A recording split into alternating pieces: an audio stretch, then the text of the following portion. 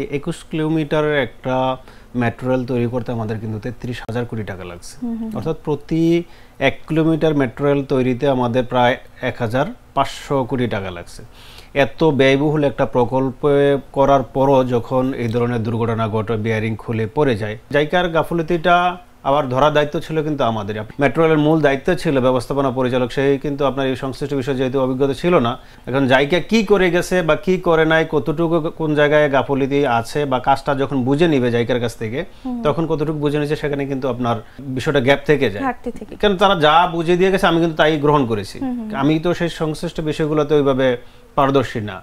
তো আমাদের মেট্রো রেলের ক্ষেত্রে সেই ঘটনাটি ঘটছে। মুসা, 33,000 কোটি টাকার একটি প্রকল্প এবং এই যে দুর্ঘটনা ঘটছে, আমরা গত বছরেও, গতকালকের ঘটনাটি যেমন জানি, গত বছরেও কিন্তু একই দুর্ঘটনা ঘটেছে, বিয়ারিং পড়ে গিয়েছে, যদিও সেখানে কোনো হতাহতের ঘটনা ঘটেনি। এই প্রকল্পে নিরাপত্তার গাফিলতি কেন, এটি আপনার কাছে জানতে চাইবো। এবং এই যে বিয়ারিং খুলে পড়ার ঘটনা বারবার ঘটছে, এটি কেন হচ্ছে? ধন্যবাদ আপনাকে। আপনি জানেন যে ঢাকা বা দেশের সবচেয়ে বড় যে মেগা প্রকল্প যে কয়েকটা হয়েছে, এর মধ্যে কিন্তু মেট্রো রেল অন্যতম একটা। এই মেট্রো রেল হচ্ছে আপনার উত্তরা থেকে মতিঝিল পর্যন্ত, পরবর্তীতে সেটা বেড়ে কমলা পর্যন্ত গেছে। টোটাল হচ্ছে 21 কিলোমিটার। এই 21 কিলোমিটারের একটা মেট্রো রেল তৈরি করতে আমাদের কিন্তু 33,000 কোটি টাকা লাগছে। অর্থাৎ প্রতি 1 কিলোমিটার মেট্রো রেল তৈরিতে আমাদের প্রায় 1,500 কোটি টাকা লাগছে। এত ব্যয়বহুল একটা প্রকল্প করার পরও যখন এই ধরনের দুর্ঘটনা ঘটে, বিয়ারিং খুলে পড়ে যায়, এবং সেটা শুধু গতকালই প্রথম নয়, আপনি জানেন যে 2024 সালে কিন্তু সেপ্টেম্বরে একই ঘটনা ঘটেছিল। গত ঘটনায় কিন্তু আপনার কোনো হতাহতের ঘটনা ঘটেনি, কিন্তু গতকাল আমরা দেখেছি যে যেখান থেকে মেট্রো রেলের যে বিয়ারিং প্যাডটা খুলে পড়েছে, খুলে প্রায় 20 ফিট দূরে যেয়ে ফুটপাতে যেয়ে পড়েছে। মেট্রো রেলটা কিন্তু আপনার যে লাইনটা করা হয়েছে সেগুলো কিন্তু আপনার সড়ক মিডিয়ামের উপর দিয়ে, মাঝ বরাবর রাস্তার মাঝে দিয়ে, সেখান থেকে আপনার 20 ফিট দূরে যেয়ে সেটা পড়ছে।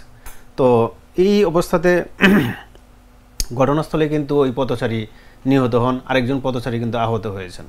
তো এই নিরাপত্তা ঝুঁকিটা তৈরি গতবার হলো তদন্ত কমিটি, আমরা যেটুকু দেখেছি যে তদন্ত কমিটি কিন্তু ওইভাবে হয়নি, হয়েছে, কিন্তু সেটা আমরা ফিডব্যাকটা কি বা আদৌ তারা কি কাজটা করেছে সেটা কিন্তু আপনার ফলাফলটা আমরা দেখলাম না। এবং গতকালের ঘটনা তাই প্রমাণ করে যে আসলে এর আগেরবার যে দুর্ঘটনা ঘটেছে সেই দুর্ঘটনার পরবর্তীতে মেট্রো রেল কর্তৃপক্ষ ওইভাবে তারা কোনো পদক্ষেপ নেয়নি, নিলে হয়তো গতকালের এই দুর্ঘটনা ঘটতো না। মুসা, আপনি এটিকে কি নকশাগত ত্রুটি বলবেন, নাকি নির্মাণ ত্রুটি বলবেন, নাকি ব্যবস্থাপনার ব্যর্থতা ছিল? আসলে এখানে ব্যবস্থাপনার ত্রুটিটা হচ্ছে তার চেয়ে বড় বিষয়টা সামনে আসছে গতকাল এই দুর্ঘটনার পরে, যেহেতু একই পিলার, পাশাপাশি পিলার ছিল যেখানে এই ঘটনাটা ঘটে। তো এখানে আপনি জানেন যে মেট্রো রেল বা রেল লাইনগুলো তো গাড়ির মতো অল্প জায়গার মধ্যে মোড় নিতে পারে না, এটার জন্য একটা বড় একটা স্পেস লাগে।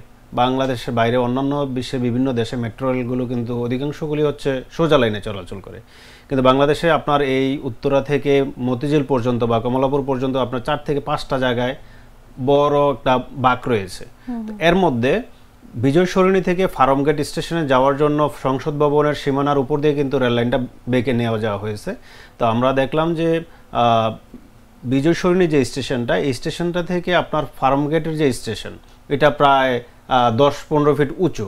অর্থাৎ বিজয় সরণি স্টেশনটা 2 তলার উপরে দিয়ে মেট্রো রেল চলাচল করে, আর ফার্মগেট যে স্টেশনটা সেটা কিন্তু আপনার 3 তলার উপরে দিয়ে মেট্রো রেলটা চলাচল করে। তো আপনার বিজয় সরণি থেকে যখন ট্রেনটা ফার্মগেটের দিকে যায় তখন কিন্তু সে ট্রেনের উপরে লোড বেশি পড়ে এবং কি ঝাঁকুনিটা একটু তীব্র হয় যেহেতু উপরের দিকে উঠছে। এই কারণে এখানে যখন অনেকেই প্রশ্ন তুলেছেন যেহেতু বিয়ারিং প্যাড খুলে পড়েছে তার মানে কি বিয়ারিং প্যাডের সমস্যা, কিন্তু আমরা বিশেষজ্ঞদের সঙ্গে গতকাল আমরা কথা বলেছি, তারা বলেছে যে বিয়ারিং প্যাডে যদি ত্রুটি থেকে থাকে মাত্র 2-3 বছর হয় উদ্বোধন হলো, যদি নর্মালও হয়ে থাকে তাহলে এটা 15 বছর মেয়াদ থাকে, এটা 10 বছরের পরে যায় হয়তো চেঞ্জ করে লাগতে পারতো, কিন্তু 2 বছর মাথাতে খুলে পড়ে গেছে মানে হচ্ছে এখানে নির্মাণ ত্রুটি অবশ্যই আছে। নির্মাণ ত্রুটি যখন এটা তৈরি করা হয় তখনই এখানে টেকনিক্যাল সমস্যাটা আছে, যার কারণে হয়তো এই ধরনের ঘটনাটা ঘটছে। এখন এই ত্রুটিটাকে সামনে রেখে হচ্ছে তারা তদন্ত কমিটি যে গতকাল গঠন করা হয়েছে, সেই তদন্ত কমিটি এই ত্রুটিটা বের করার জন্যই চেষ্টা করছেন। একদমই। এবং গত বছরও যে ঘটনাটি ঘটেছে সেটিও সম্ভবত ফার্মগেটেই ঘটেছিল। হ্যাঁ, একই পাশাপাশি পিলারে এই ঘটনাটা ঘটেছে। তো এই দুটি ঘটনাই হচ্ছে গতবার তদন্ত কমিটির ফলাফলটা, এবার যারা যে তদন্ত কমিটি গঠন করা হয়েছে আগের ফলাফলটা দেখবে যে আগে কি তদন্ত হয়েছে, কি ব্যবস্থা নেওয়া হয়েছে, তারপর কেন এবার ঘটনা ঘটলো, এটা এই তদন্ত কমিটি আগের তার প্রতিবেদনটা হচ্ছে মূল্যায়ন করবে বলে আমরা জানি। তদন্ত কমিটি নিয়ে কথা বলবো মুসা, তার আগে আরেকটি বিষয় যেটি উঠে আসে যে নন টেকনিক্যাল নেতৃত্বে এই বড় প্রকল্প পরিচালনা, এটাই কি আমরা মূল সমস্যা বলতে পারি? আপনার কি মনে হয়? এটা অবশ্যই। ধরেন আপনার আমাদের মহাকাশ গবেষণা কেন্দ্র, মহাকাশ গবেষণা কেন্দ্রের যে প্রধান কর্তা ছিলেন তিনি কিন্তু ছিলেন কৃষি ক্যাডারের একজন কর্মকর্তা। আমাদের মেট্রো রেল যখন তৈরি করা হয় তখন আমরা দেখেছি যে মেট্রো রেলের যে ব্যবস্থাপনা পরিচালক ছিল সে সংশ্লিষ্ট বিষয়ে কিন্তু পারদর্শী বা জ্ঞানী অভিজ্ঞতা নাই তার। এমন একজন ব্যক্তিকে আমাদের মেট্রো রেলের ব্যবস্থাপনা পরিচালক হিসেবে দায়িত্ব দেওয়া হয়েছিল যখন নির্মাণ কাজটা শুরু হয় বা চলেছিল আর কি। তো সেই জায়গাতে একটা অবশ্যই ঘাটতি রয়ে গেছে। আমি যদি বলি যে একটা যে সংশ্লিষ্ট প্রতিষ্ঠানে যে অভিজ্ঞতা আছে, যার জ্ঞান আছে, সেই কিন্তু সেই প্রতিষ্ঠানের দায়িত্ব নিতে পারে। আমি সাংবাদিকতা করি, আমাকে এখন একটা ব্যাংকিং সেক্টরের এমডি বানায় দিলে বা ম্যানেজার বানায় দিলে আমি কিন্তু কিছু বুঝবো না। রুটিন দায়িত্ব পালন করতে পারবো, কিন্তু আমি ব্যাংক সম্পর্কে কিন্তু আমার একদিন দুই দিন আমার সেই জ্ঞানটা হবে না। তো সেই জন্য আমাকে সংশ্লিষ্ট বিষয় যারা যেই জ্ঞানী আছে, যারা গবেষক আছে বা যারা হচ্ছে সংশ্লিষ্ট বিষয় ডিগ্রি আছে, তাদেরকে ওই যদি সাবজেক্টে বসানো হতো বা ওই ডিপার্টমেন্টের দায়িত্ব দেওয়া হতো তাহলে হয়তো এই ধরনের দুর্ঘটনা ঘটতো না। একদমই তাই, নেতৃত্বের ত্রুটি তার মানে আমরা দেখতে পাচ্ছি। জাইকা এবং পরামর্শক প্রতিষ্ঠানের দায় আসলে কতটা? এটা জাপানি কনসালটেন্ট এবং জাইকা প্রকল্পের নকশা এবং তত্ত্বাবধানে যুক্ত ছিল, এক্ষেত্রে তাদের দায় কতটা? জাপান পৃথিবীর যে আধুনিক যে প্রযুক্তি বা আধুনিক যত মেট্রো রেল বলেন বা উন্নয়নের যে বিষয়গুলো থাকে, জাপান কিন্তু এখানে খুবই দক্ষতার সঙ্গে দায়িত্ব পালন করে থাকে। তো আমরা দেখেছি জাপান সেখানে দায়িত্ব পালন করেছিল, তাদের অর্থায়নও ছিল এখানে, তাদের নকশা হতে শুরু করে সামগ্রিক দায়িত্বটা তারাই পালন করেছে। তারপরে এই ধরনের ত্রুটি কেন ঘটছে সেটা কিন্তু অবশ্যই প্রশ্নে আসে। তো আমরা যারা মেট্রো রেলের সংশ্লিষ্ট যারা আছে এবং কি বিশেষজ্ঞ যারা আছে আমাদের দেশের, তাদের বক্তব্য হচ্ছে যে এখানে জাইকারও গাফলতি ছিল। জাইকার গাফলতিটা আবার ধরার দায়িত্ব ছিল কিন্তু আমাদের। আপনি কিছুক্ষণ আগে যেটা প্রশ্ন করেছিলেন যে আমাদের টেকনিক্যাল যে লোক থাকা দরকার, সেখানে নন টেকনিক্যাল লোক এসে সে কীভাবে কী করতে পারে। তো আমাদের তো যে মেট্রো রেলের মূল দায়িত্ব ছিল ব্যবস্থাপনা পরিচালক, সেই কিন্তু আপনার এই সংশ্লিষ্ট বিষয়ে যেহেতু অভিজ্ঞতা ছিল না, এখন জাইকা কি করে গেছে বা কি করে নাই, কতটুকু কোন জায়গায় গাফলতি আছে বা কাজটা যখন বুঝে নিবে জাইকার কাছ থেকে, তখন কতটুকু বুঝে নিচ্ছে সেখানে কিন্তু আপনার বিষয়টা গ্যাপ থেকে যায়। কারণ তারা যা বুঝে দিয়ে গেছে আমি কিন্তু তাই গ্রহণ করেছি, আমি তো সেই সংশ্লিষ্ট বিষয়গুলোতে ওইভাবে পারদর্শী না। তো আমাদের মেট্রো রেলের ক্ষেত্রে সেই ঘটনাটি ঘটছে। তো এক্ষেত্রে অবশ্যই জাইকারও দায় আছে। জাইকা যেহেতু ত্রুটি ধরা পড়ছে মাত্র 2-3 বছরের মাথায় ত্রুটি এবং একটা বড় দুর্ঘটনা ঘটলো, তো অবশ্যই এখানে এই তদন্তে প্রতিবেদনে বা এই সংশ্লিষ্ট ক্ষেত্রে জাইকাকে দায়ী করতে হবে বলে আমরা মনে করছি। এবং যারা গবেষক আছেন আমাদের দেশে, যারা হচ্ছে আপনার বিশেষজ্ঞ আছেন, তারা কিন্তু একই কথা বলছেন। একদমই মুসা, এই যে বারবার দুর্ঘটনা ঘটছে এতে কিন্তু জনমনে আতঙ্কের সৃষ্টি হয়েছে। আমি যখন আসছিলাম অফিসের উদ্দেশ্যে তখনও কিন্তু আমার মনে একটি আতঙ্ক কাজ করছিল যে কখন কোন দুর্ঘটনা ঘটে। তো এক্ষেত্রে এই যে গত বছরেও ঘটেছে, এবছরও একই জায়গাতেই আমরা একই রকম দুর্ঘটনা দেখলাম, এতে জনমনে একটি আতঙ্ক বিরাজ করছে। এই বিষয়টি নিয়ে কি বলবেন? জনমনে আতঙ্ক তৈরি হওয়াটা খুবই স্বাভাবিক। দেখুন আমি তো বলেছি যে মেট্রো রেলের যেখানে পিলারটা তার থেকে 20 ফিট দূরে যে ফুটপাতে পড়েছে, নিচেও কিন্তু পড়ে নাই। নিচে পড়লে হয়তো কোনো গাড়ি ছাদে পড়তো, পড়ছে যে হচ্ছে দূরে একটা ফুটপাতে। আর এক একটা এই বেয়ারিং প্যাডের ওজন হচ্ছে 100 থেকে 150 কেজি পর্যন্ত হয়ে থাকে। তো এত বড় ওজনটা, এই বেয়ারিং প্যাডটা আবার তৈরি করা হয় রাবার এবং হচ্ছে আপনার স্টিল দিয়ে।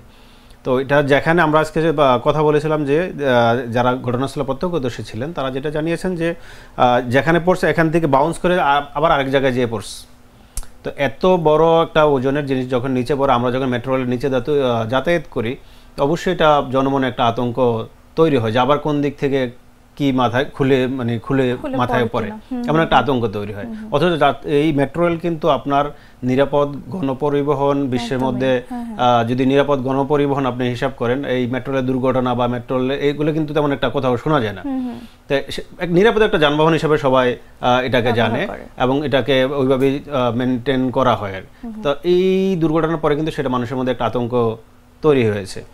আর এখন আপনার প্রতিদিন এই মেট্রো রেলে কিন্তু আপনার 4.5 লাখ মানুষ যাতায়াত করছে, 4.5 লাখ। এটা কিন্তু বিশ্বের অনেক দেশে কিন্তু এত পরিমাণ যাত্রী একটা পরিবহন দিয়ে যাতায়াত করে খুবই কম দেশে এটা হয়। আমাদের দেশে এত পরিমাণ যাত্রী যায়। আবার এই শহরের রাস্তাঘাটে, শহরে আমাদের 2 কোটি মানুষের মধ্যে এই মেট্রো রেলের নিচেতে দেখবেন যে প্রতিদিন আরো অন্তত 5-10 লাখ মানুষ কিন্তু নিয়মিত যাতায়াত করে, গাড়িতে যাতায়াত করে অথবা ফুটপাতে হেঁটে যাতায়াত করে। সবারই একটা আতঙ্ক থাকবে, যদি আবার সেকেন্ড টাইম ঘটলো, থার্ড টাইম যদি এরকম একটা ঘটনা ঘটে, তাহলে কিন্তু এই বিষয়টা নিরাপত্তার জায়গাটা, মানুষের আস্থার জায়গাটা, যে এটা একটা নিরাপদ গণপরিবহন বা এই নিরাপদ স্থাপনা, এটা সম্পর্কে মানুষের ধারণাটা একেবারেই চেঞ্জ হয়ে যাবে। একদম, আপনি ঠিকই বলছিলেন যে অধিকাংশ মানুষই কিন্তু এই মেট্রো রেলের উপর নির্ভরশীল, কারণ তারা নিরাপদ, আধুনিক এবং দ্রুতগতির পরিবহনের প্রতীক হিসেবে এটি ছিল।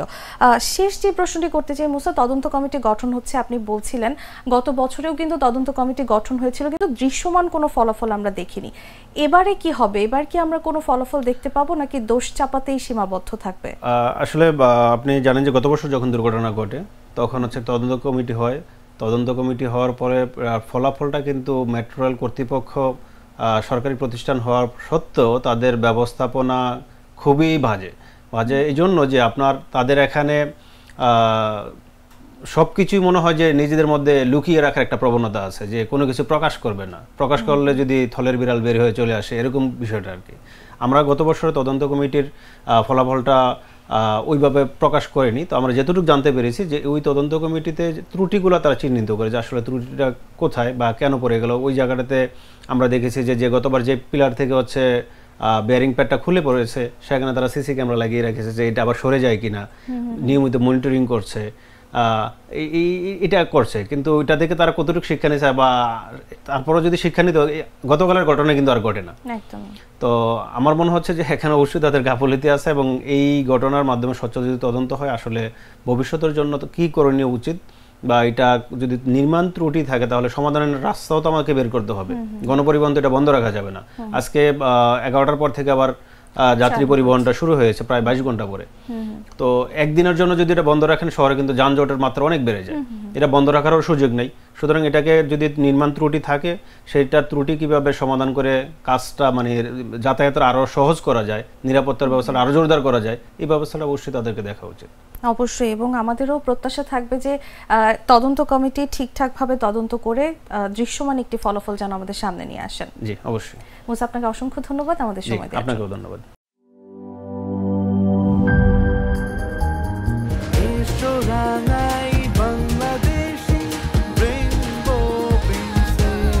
রেইনবো পেইন্টস, ছড়াও জীবনের রং।